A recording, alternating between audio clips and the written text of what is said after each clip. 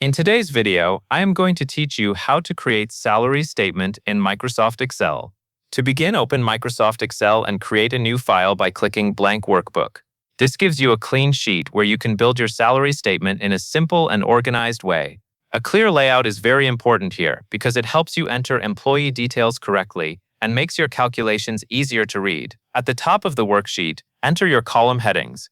In cell A1, type NPID. In B1, type employee name. In C1, type basic salary. In D1, type allowances. In E1, type gross salary. In F1, type deductions. In G1, type net salary. These headings define the structure of the statement and make it easy to understand what each column represents. Next, start entering your employee information under the correct headings. Fill in the employee details in columns A, B, C, D, and F. This means you will manually enter the employee ID, employee name, basic salary, allowances, and deductions. Be careful to place each value in the correct column, especially the salary-related numbers, since the formulas will depend on them. Keeping your data clean and consistent will help avoid calculation errors later. Once your data is in place, move to cell E2 to calculate the gross salary for the first employee. Type equals C2 plus D2.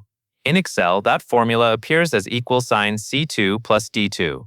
This adds the basic salary and allowances together to give you the gross salary amount. After that, click on cell G2 to calculate the net salary. Type equals E2 minus F2, which appears as =E2 F2. This subtracts deductions from gross salary and gives you the final net salary. After entering both formulas for the first row, you do not need to type them again for every employee. Simply highlight cells E2 and G2. Then move your cursor to the small square at the bottom right corner of the selection. This is called the fill handle. Click and drag it downward through the remaining rows of your employee list.